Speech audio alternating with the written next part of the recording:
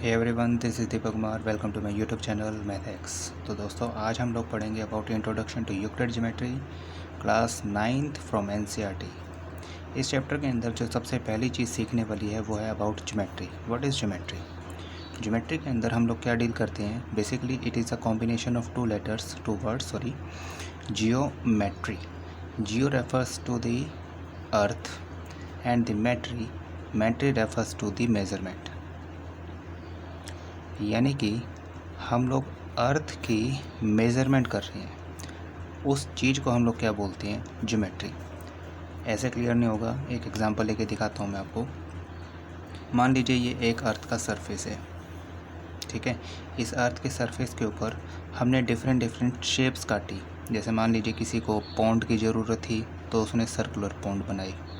किसी को अपना घर बनाना था तो उसने इस अर्थ के ऊपर कैसी शेप को काटा? क्वाड्रिलेटरल शेप में। हो सकता है कि किसी को ट्रायंगुलर शेप की ज़रूरत पड़ी हो सकता है कि किसी को जस्ट एक लाइन की ज़रूरत पड़ी हो। मैं ये जो वर्ड्स बोल रहा हूँ ना, जैसे क्वाड्रिलेटरल, ट्रायंगल, सर्कल, लाइन, हो सकता है किसी को जस्ट एक डॉट भी चाहिए हो। तो ये जो जितनी भी शेप्स हैं वो सभी की सभी कहाँ पर मेज़र की गई हैं? अर्थ सरफेस पे। जो अर्थ का सरफेस है ये हमें प्रोवाइड करता है ये डिफरेंट काइंड्स की शेप्स। तो ये जो शेप्स हैं वो सभी की सभी क्या हैं? मेज़रमेंट है। लेकिन किसकी मेज़रमेंट है? अर्थ की। इन सम रिस्पेक्ट ये अर्थ की ही मेज़रमेंट का पार्ट है, ठीक है। मेज़रमेंट ऐसी की गई कि इसकी जो शेप दिखाई दे रही है वो क्वाड्रिलेटरल की शेप दिखाई दे रही है। इसके अंदर ये जो शेप दिखाई दे रही है ऐसी मेज़रमेंट की गई कि ये शेप ट्रायंगुलर दिखाई दे रही है। तो ये सभी के सभी अर्थ सरफेस की मेज़रमेंट को शो करते हैं। तो ये जो काम करवा रहा है, जो हमें अर्थ के सरफेस की मेज़रमेंट करवा रहा है, इस चीज़ को हम किस ब्रांच में रखते हैं मैथ की? जियोमेट्री। सबसे पहली टर्म तो ये आपको क्लियर होनी चाहिए कि what is geometry? It is the measurement of earth surface. Clear है? तो चलिए फिर अब देखते हैं आगे। अब ज्योमेट्री को बनाने के लिए हमें बेसिकली किन किन चीज़ों की ज़रूरत होती है उसको हम बोलते हैं बेसिक टर्म्स। यहाँ पर हम बेसिक एलिमेंट्स भी यूज़ कर सकते हैं, बेसिक एलिमेंट्स ऑफ ज्योमेट्री। तो ज्योमेट्री को जब हम बेसिक एलिमेंट्स में डिवाइड करते हैं तो उसके अंदर हमें केवल 3 ही बातें याद रखनी होती है। सबसे पहली है पॉइंट, नंबर 2 पे आती है लाइन सेगमेंट एंड लाइन, और नंबर 3 पे आता है plane.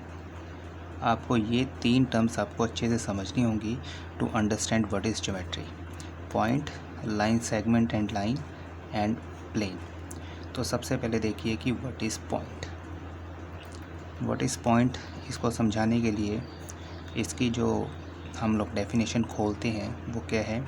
It is the sharpest dot. Dot भी कैसा? Sharpest on a sheet of paper.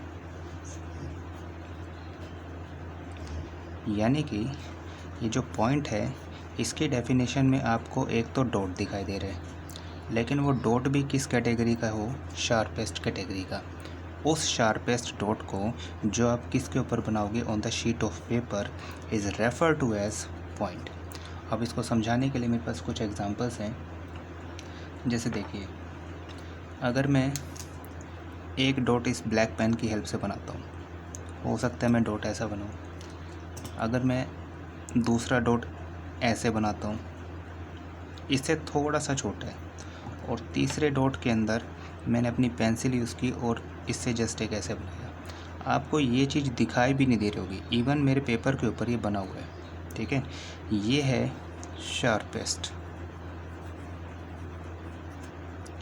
हाँ, ऐसा हो सकता है कि इससे भी छोटा मैं बना सकूं। जो जितना छोटा बनाएगा उसको हम बोलेंगे शार्पेस्ट डॉट, ठीक है। अभी इस समय क्या दिखाई दे रहा है? ये शार्पेस्ट डॉट है, इसको हम क्या बोलते हैं? पॉइंट, ठीक है। नंबर 2 कैटेगरी पे आती है लाइन सेगमेंट एंड लाइन। अब इसको ना ऐसे समझो, लाइन सेगमेंट क्या चीज़ है? आपके पास 2 पॉइंट हैं, एक ये रहा और एक ये रहा। अब देखिए, जब मैं बोल रहा हूँ पॉइंट, वो शार्पेस्ट तो होगा लेकिन उसकी फ़िज़िकल एग्जिस्टेंस नहीं मिलेगी। फिज़िकल एग्जिस्टेंस का मतलब ये है कि ये पर्सन टू पर्सन वेरी करेगा कि वो शार्पेस्ट कितना बना रहे हैं।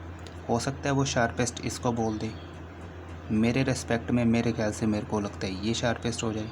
हो सकता है कि आप इससे भी छोटा बना दें। तो वो डिपेंड करता है पर्सन टू पर्सन कि वो कितना शार्पेस्ट जा सकता है, उसको हम बोलेंगे। उसका मॉडल आपको मिला है as a point. Number 2 definition पे आती है लाइन सेगमेंट। इसके लिए हम क्या करते हैं, 2 पॉइंट्स को ना with the help of scale join करते हैं। स्केल से जब जॉइन करेंगे तो ये बिल्कुल स्ट्रेट जॉइन होएगा। ये बात तो क्लियर है। अगर हम इसको जोड़ेंगे तो ये बिल्कुल सीधा आपको जॉइन होता हुआ दिखाई देगा। ठीक है, तो ये जो इतना इतना पोर्शन है from this point to this point is refer to as line segment. And what is line? अगर हम किसी भी लाइन सेगमेंट को उसके एंड पॉइंट को दोनों डायरेक्शन में मूव करवा दें indefinitely in both the direction, we can produce a line segment refers to a line. इन दोनों में फ़र्क बस ये इसी चीज़ का है। जो तीसरी डेफिनेशन आती है मेरे पास, वो आती है प्लेन की। ये मोस्ट इम्पोर्टेंट डेफिनेशन में से एक है, नंबर 3 प्लेन। इसके बाद हम डिस्कस करेंगे अबाउट यूक्लिड्स ज्योमेट्री। प्लेन क्या चीज़ है? प्लेन को आप ऐसे समझें, any kind of flat surfaces. Flat होना चाहिए, ये एक कंडीशन डाली हुई है। जो फ्लैट सरफेस होते हैं वो सभी के सभी किसका एग्जांपल्स बनेंगे? प्लेन का। आप इसके लिए एग्जांपल ले सकते हैं, जैसे मान लीजिए टेबल टॉप। टेबल के जो ऊपर की सतह होती है उसको हम as a flat surface treat कर सकते हैं, और वो किसका एग्जांपल बन जाएगा? प्लेन का। हो सकता है कि आप क्लास के अंदर जाएं और आपको जो ब्लैक बोर्ड दिखाई दे रहे हैं, black board is also a model for a plane. ठीक है, ऐसे से बहुत सारे एग्जांपल्स हैं जो सभी के सभी वो फ्लैट होंगे, और जैसे ही फ्लैट हो जाएंगे वो सारे के सारे किसके एग्जांपल्स बन जाएंगे? प्लेन के। अब एक बात तो ये क्लियर होती है कि जो अभी तक मैंने आपको डेफिनेशन बताई है पॉइंट की, लाइन सेगमेंट एंड लाइन की, इतना ही लिख लेते हैं, काफ़ी है। और तीसरी जो प्लेन की है, ये जस्ट इमेजिनरी आइडियाज़ हैं। इमेजिनरी आइडियाज़ का मतलब ये है कि आपको इनके केवल मॉडल मिल सकते हैं।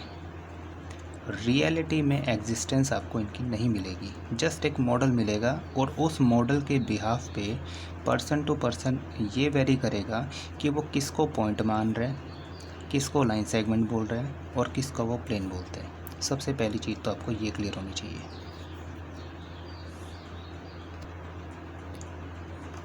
इसके बाद हम लोग डील करते हैं about Euclid's geometry. Euclid geometry को समझने के लिए आप एक अजम्पशन लेके चलें, this geometry deals with plane surfaces.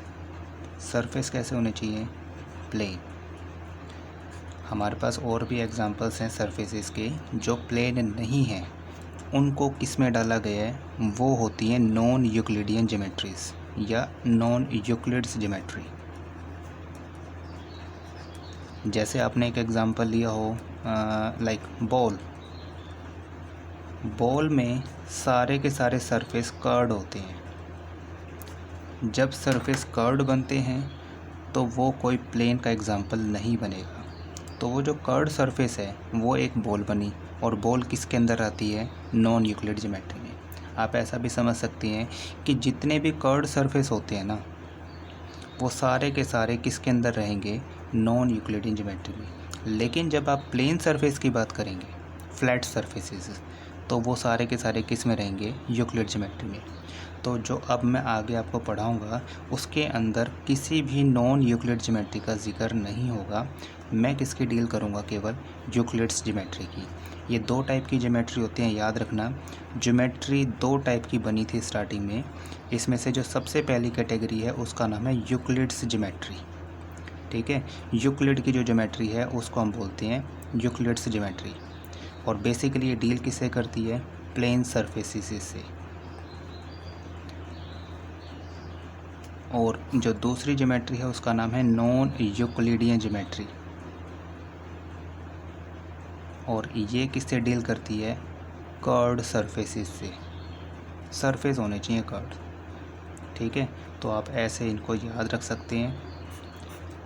Plane surfaces refers to Euclid geometry and curved surfaces refers to non-Euclidean geometry।